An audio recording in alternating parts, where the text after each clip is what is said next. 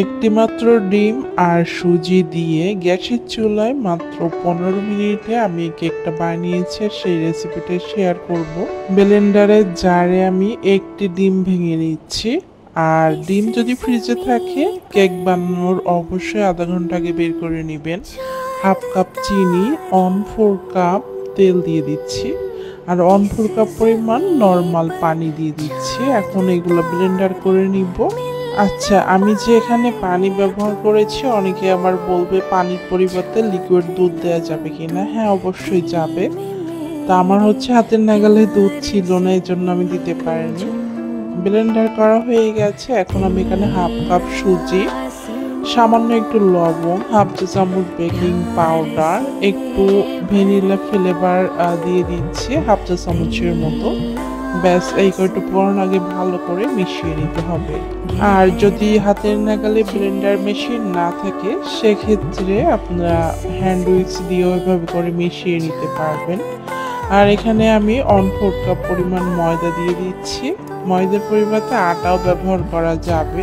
এখানে আর কোনো উপকরণ আমি দিব না, এখন শুধু ভালো করে মিশিয়ে নিতে হবে। এই ব্যাটারটা রেডি হয়ে গেলে আমি 5 মিনিটের জন্য এক সাইডে রেখে দিব। যে পাত্রে কেক বেক করব, সেই পাত্রে আমি তেল ব্রাশ করে নিচ্ছি। এরপরে এই যে কেকের ব্যাটার দিয়ে দিচ্ছি।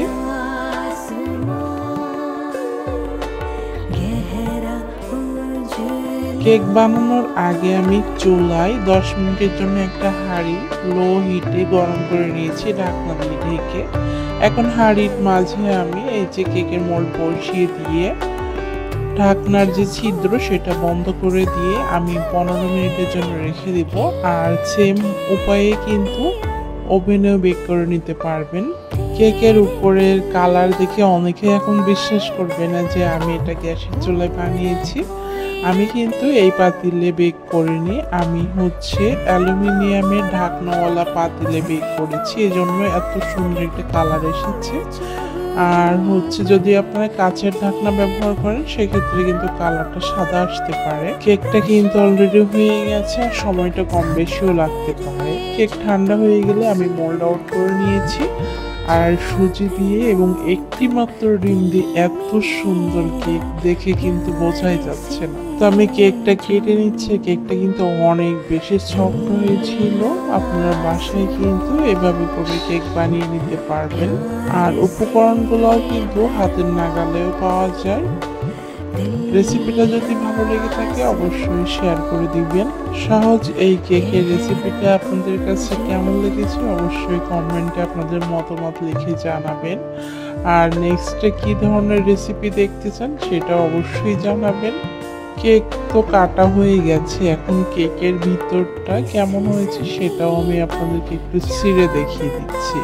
অনেকে হয়তো আবার ভাবতে পারে কেকের ভিতরে কাঁচা আছে কিনা, তো দেখলে বুঝতে পারবেন কতটা সফট হয়েছিল, আর খেতেও অনেক বেশি মজা হয়েছিল।